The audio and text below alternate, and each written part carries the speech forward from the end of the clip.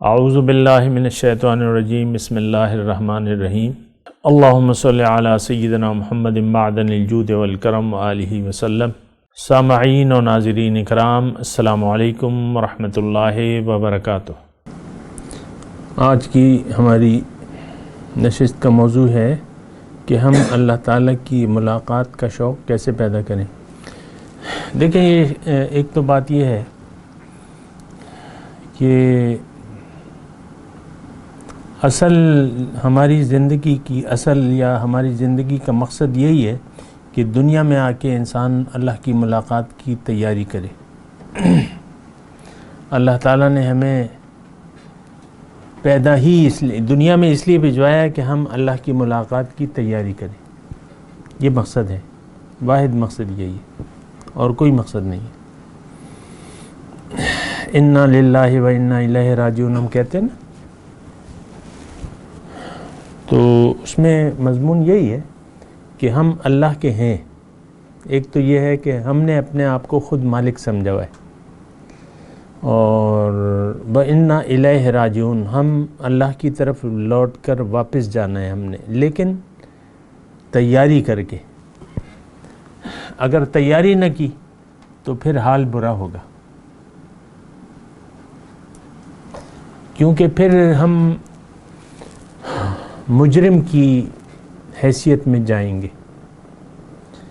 یہ جرم ہے کہ انسان دنیا میں آ کے اللہ کی ملاقات کو بھلا دے، بہت بڑا جرم ہے، گناہ عظیم کہہ لیں یا جرم عظیم کہہ لیں۔ تو ظاہر ہے کہ مطلب دیکھیں، مثال کے طور پہ اصل میں یہ باتیں ایسی ہیں کہ مثالیں دینی پڑتی ہیں کہ ایک کارخانے والا ہے، ایک انویسٹر ہے، وہ اپنے بیٹے کو ایک کارخانہ لگا کے دینا چاہتا ہے، سٹیل مل کا۔ کون سی مل؟ سٹیل مل۔ اب یہ ہے کہ وہ تقریباً 2 ارب روپے، مثال کے طور پہ لگا لیں 2 ارب روپے اس پہ کاسٹ آئے گی۔ وہ بیٹے کو 2 ارب روپے اکاؤنٹ میں جمع کرا کے کہ بیٹے یہ بس یہ کر لو، اور تم جا کے وہ ساری مشینیں لے آؤ یا سامان لے آؤ اس کا، یا خریداری کر لو جو بھی ہے۔ وہ بھجوا دیتا ہے اس کو برطانیہ، مثال کے طور پر کہیں بھی بھجوا دیتا ہے۔ تو وہ بیٹا جو ہے وہ تو نوجوان ہے، برطانیہ اور مردان میں تو کافی فرق ہے نا، تو وہاں مطلب جو چیزیں یہاں نہیں ہیں وہ وہاں دستیاب ہیں، لہو و لعب کی چیزیں۔ تو وہاں جا کے وہ 2 مہینے کا ٹائم ہے اس کے پاس کہ 2 مہینے میں تم یہ خریداری کر کے واپس آ جانا، ہم یہاں تمہارے لیے بڑا اچھا کام سیٹ کر لیں گے۔ وہ جناب ایک دوستوں کا گروپ بنا لیتا ہے، 2 ارب روپے تو کافی چیز ہوتے ہیں نا، 8 10 12 دوستوں کو بھی ساتھ لے جاتا ہے برطانیہ۔ یہ مثال میں دے رہا ہوں، سمجھنے کے لیے ہوتی ہے۔ تو وہ بس 2 مہینے یار چلو چلیں گے، اس کے ذہن میں عیاشی کا پروگرام ہے کہ بھئی برطانیہ تو سنا ہوا ہے نا، تو کہتے ہیں یار چلو گھومیں گے پھریں گے۔ تو وہ 2 ارب روپے ضائع کر کے آ جاتا ہے واپس باپ کے پاس۔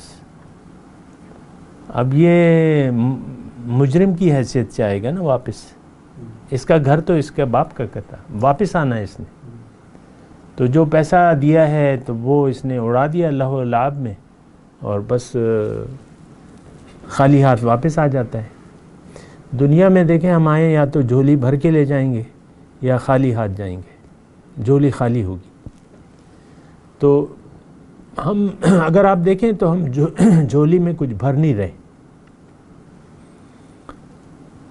اور یعنی بھرنا کیا ہے؟ وہ چیز بھرنی ہے جو آپ کو نظر نہیں آ رہی، ثواب اجر، ثواب کا مطلب اجر۔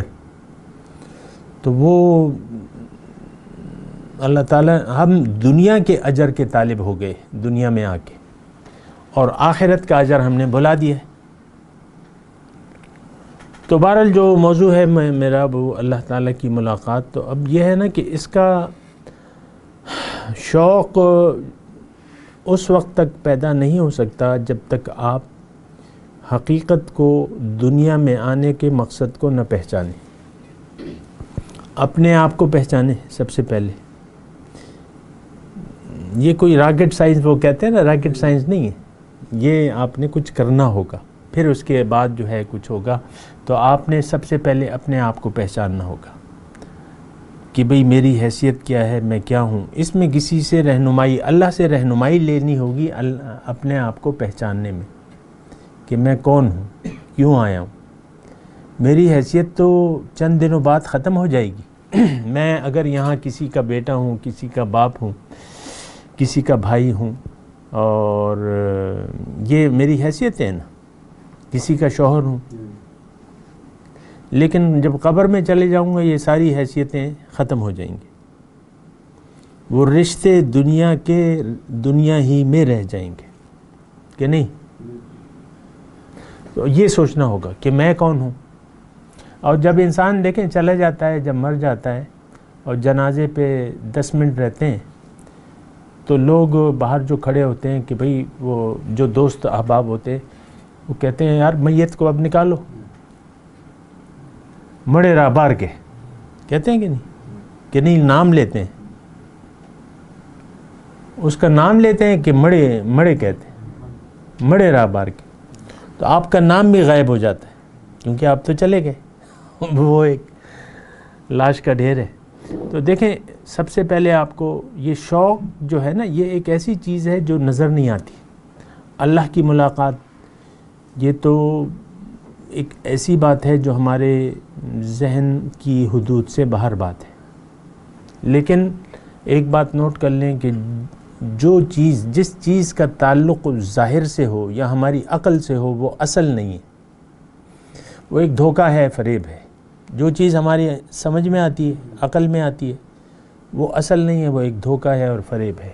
یہ نہیں ہے، یہ حقیقت نہیں ہے. نہ بیٹا آپ کا ہے، نہ مال آپ کا ہے، اور کچھ بھی، نہ گھر آپ کا ہے، نہ کوٹھی آپ کی ہے، نہ کار آپ کی ہے. سب کچھ بھی آپ کا نہیں ہے. آپ کو پتہ ہے وہ میت جب چلی جاتی ہے تو وہ تقسیم ہو جاتا ہے. آپ ہی کا مال ہوتا ہے لیکن آپ کا نام مٹ جاتا ہے. تو ایک بات تو یہ ہے.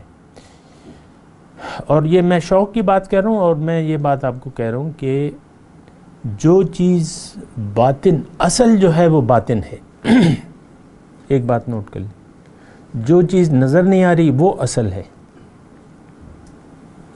اور جو نظر آ رہا ہے وہ دھوکہ ہے. اس پہ ذرا خوب غور و فکر کریں. جو نظر آ رہا ہے یہ نظر کا دھوکہ ہے، یہ دھوکہ ہے.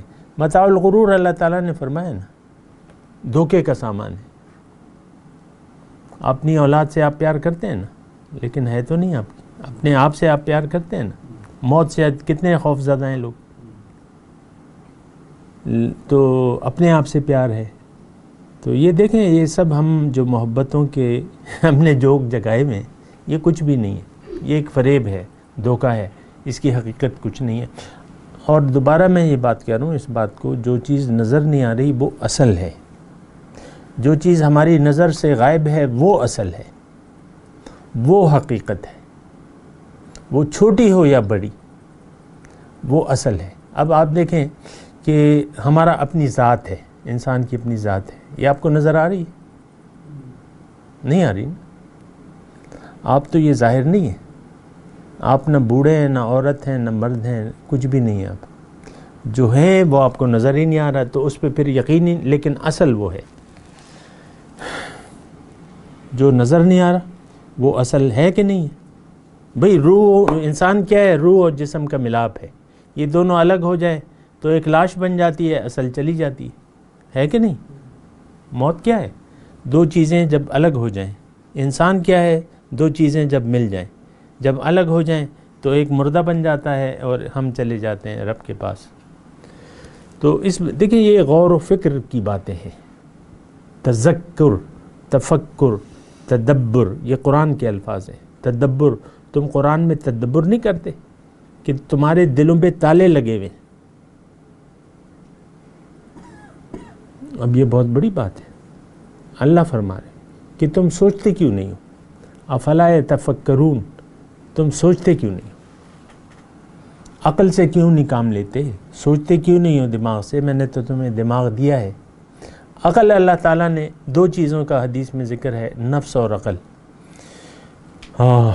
کہ چلیں اس پہ بات کرتے ہیں ایک وقفے کے بعد.